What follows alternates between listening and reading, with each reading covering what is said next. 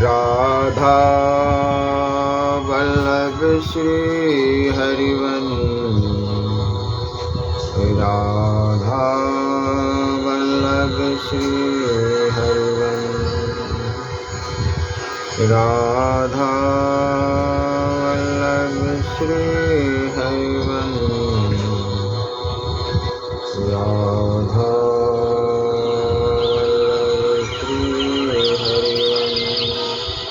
श्री परमात्मने नमः।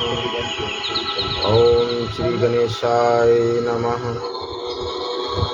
दूसरे को दिया गया सुख दुख स्वयं को मिलता है। महात्मा दक्ष बड़ा सुंदर उपदेश देते हुए बताते हैं कि सुख की इच्छा रखने वाले पुरुष को चाहिए कि वह जैसे अपने आप को सुखी देखना चाहता है उसी प्रकार दूसरे को भी देखे, क्योंकि अपने और दूसरे में बराबर ही सुख दुख होते हैं। दूसरे किसी जीव को जो सुख या दुख दिया जाता है वह सब आगे चलकर स्वयं को प्राप्त होता है।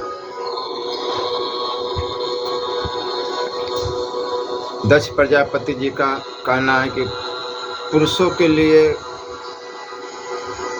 घर के मूल में उसकी स्त्री है। यदि वह स्त्री पति का अनुवर्तन करने वाली और उसके अनुकूल हो तो गृहस्थ आश्रम के समान अन्य कोई आश्रम नहीं है, क्योंकि ऐसी स्त्री धर्म अर्थ और एवं काम रूप त्रिव्यंग साधन में सहभागिनी होती है। सदा पति के अनुकूल चलने वाली, अपशब्द न बोलने वाली, प्रिय वचन बोलने वाली, प्रत्येक कार्य में कुशल, साधु स्वभाव वाली, अपना गोपन करने वाली तथा स्वभावी स्वामी भक्त स्त्री मानुषी नहीं, वह तो देवी कहलाने योग्य है, साक्षात देवता। अनुकूलान वाग्दृष्टा दशा साधुपे वदा आत्मगुप्ता स्वामी भक्ता देवता सा ना मानुषी। जिसकी स्त्री सदा अनुकूल रहने वाली है उसके लिए यही स्वर्ग है, किंतु प्रतिकूल स्त्री वाले पुरुष के लिए यही नरक है, इसमें कोई संशय नहीं। भर्ता का सदा सब प्रकार से प्रिय करने वाली स्त्री ही स्त्री है, दूसरी तो जरा स्वरूप ही है। भर्तु वृत्ति करी नित्यम सा भारिया इत्रा जरा। जिसके शिष्य, भारिया, बच्चे, भाई, पुत्र, सेवक और आश्रित व्यक्ति ये सभी विनयशील हो उसका लोक में सर्वत्र गौरव है, अन्यथा वह दुखी ही होता है और उपहास का पात्र बन जाता है।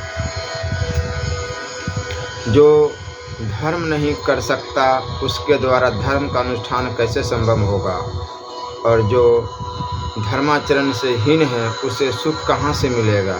सुख की अभिलाषा सभी रखते हैं, परंतु सुख धर्माचरण से ही प्राप्त होता है। अतः चारों वर्णों के मनुष्य को प्रयत्नपूर्वक अपने अपने धर्म का पालन करना चाहिए। दक्ष स्मृति में वर्णित नौ नवक अत्यंत महत्वपूर्ण है। इसमें गृहस्थ व्यक्ति के लिए सदाचार एवं व्यवहार ज्ञान संबंधी 9 प्रकार की 9 बातों का परिगणन किया गया है, इसलिए यह 9 नवक कहलाता है। इसमें यह बताया गया है कि गृहस्थ को 9 बातें अवश्य करना है, 9 बातें कदापि करनीय नहीं है। इसी प्रकार 9 पदार्थ ऐसे हैं जो सदा देय है और 9 ऐसे पदार्थ हैं जिन्हें कभी नहीं देना चाहिए। यहाँ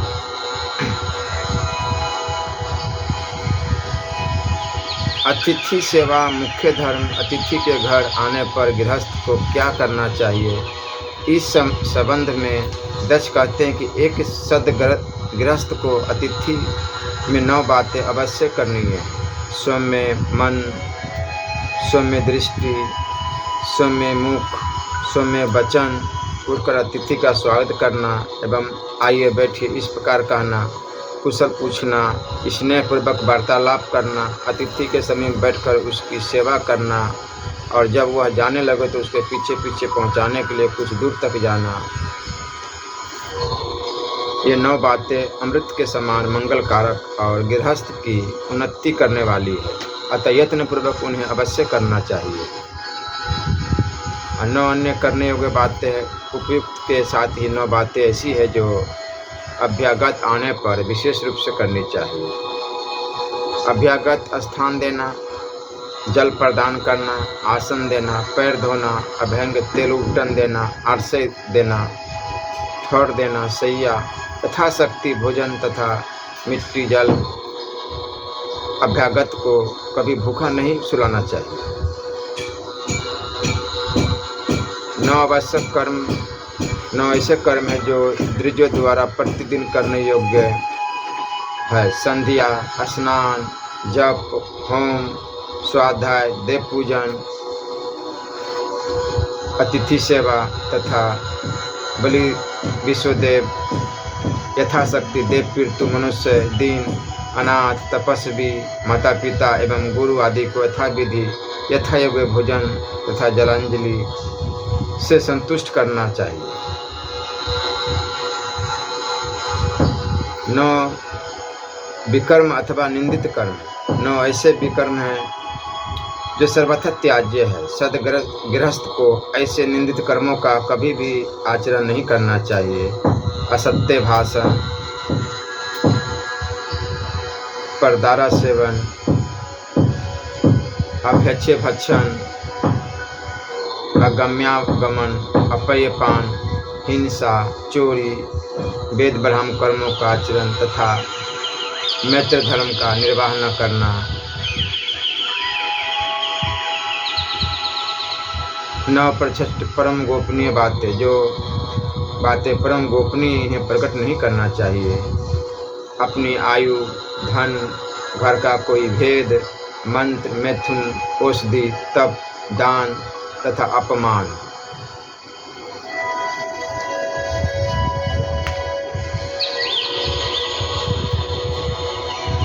महात्मा दक्ष महान योग शक्ति संपन्न थे। अपने धर्म शास्त्र में उन्होंने सभी आश्रम धर्मों का निरूपण करके अनंतर आत्म तत्व ज्ञान रूपी योग साधना को मुख्य बताते हुए उसे आत्म कल्याण का परम साधन बताया है। उनकी योग पूर्णता स्वयं सिद्ध। अपनी स्मृति के अंत में उन्होंने योग तत्व पर स्पष्ट रूप से प्रकाश डाला है और उसके सभी स्वरूपों पर विचार किया है, जो संक्षिप्त होते हुए भी साधक के लिए बड़े ही काम का है। योगिनी रूप की प्रस्तावन में वे कहते हैं कि इसका भाव यह है कि योग से मनुष्य संपूर्ण लोक को वश में कर सकता है और बिना योग शक्ति के वह किसी को भी पूर्ण वश में नहीं कर सकता। बिना योग के व्यवहार ज्ञान भी नहीं होता। केवल योग ही एकमात्र ऐसा साधन है जिससे मनुष्य आत्मा को भी वश में कर सकता है और इंद्रियों को निवृत्त भी करने में क्षमता भी योग में ही है। अन्यथा परमार्थी स्वभाव वाली इंद्रियां किसी भी उपाय से वश में नहीं हो सकती। प्रजापति दक्ष जी ने पतंजल योग से भिन्न भिन्न योग का उपदेश किया है, जो प्राय कई उपनिषदों में भी उपदिष्ट है। जिसकी आत्म परमात्मा चिंतन में ही परम प्रीति हो गई हो और जो ब्रह्मांतर पवित्रता जिसका किराया विनोद बन गया हो और संसार के छोटे बड़े सभी प्राणियों चराचर जगत में सर्वत्र एक परमात्मा की भावना से जिसकी समबुद्धि हो गई हो, उसी को योग की परम सिद्धि प्राप्त होती है, किसी अन्य उपाय से नहीं। जो आत्मरूपी परमात्मा में ही सदा रत रहता है, संसार की अन्य वस्तुओं में जिसका तनिक भी मन आसक्त नहीं होता और ज्ञान दृष्टि से नित्य सत्य तत्व केवल आत्मा में संतुष्ट और पूर्णतया परितृप्त होता है, उसी को योग की प्राप्ति होती, अन्य किसी को नहीं। जो सोते जागते स्वप्न आदि में एक वृत्ति से ही भगवत अभ्यास ध्यान में रत रहता है, ऊंची से ऊंची स्थिति प्राप्त करने में सतत प्रयत्नशील रहता है, वह व्यक्ति श्रेष्ठ योगी और ब्रह्मवादियों में वरिष्ठ कहा गया है। जो इस विश्व में एक परमात्मा से अतिरिक्त दूसरा कुछ भी नहीं देखता, वही योगी ब्रह्मीभूत होकर कृतकृत्य हो जाता है। ऐसा दक्ष का अपना अभिमत है।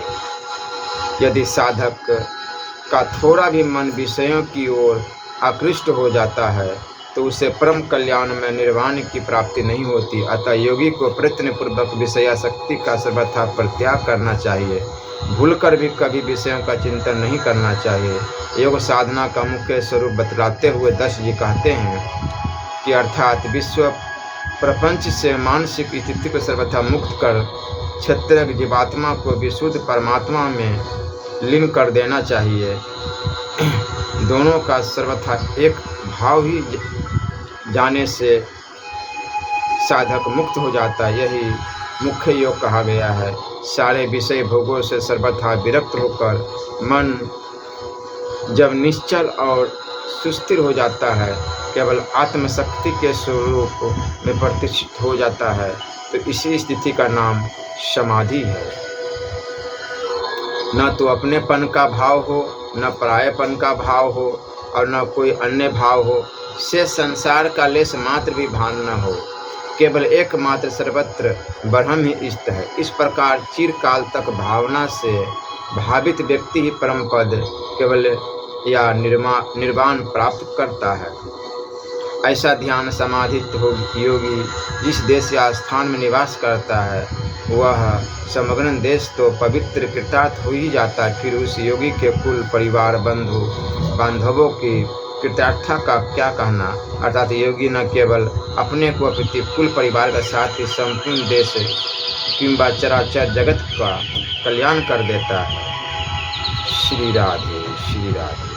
पहला है वेदोक्त धर्म, जो सबसे उत्कृष्ट धर्म है। दूसरा है वेदानुकूल स्मृति शास्त्र में वर्णित स्मार्ट धर्म, और तीसरा है शिष्ट पुरुषों द्वारा आचरित धर्म शिष्टाचार। ये तीनों धर्म सनातन है। श्री राधा वल्लभ।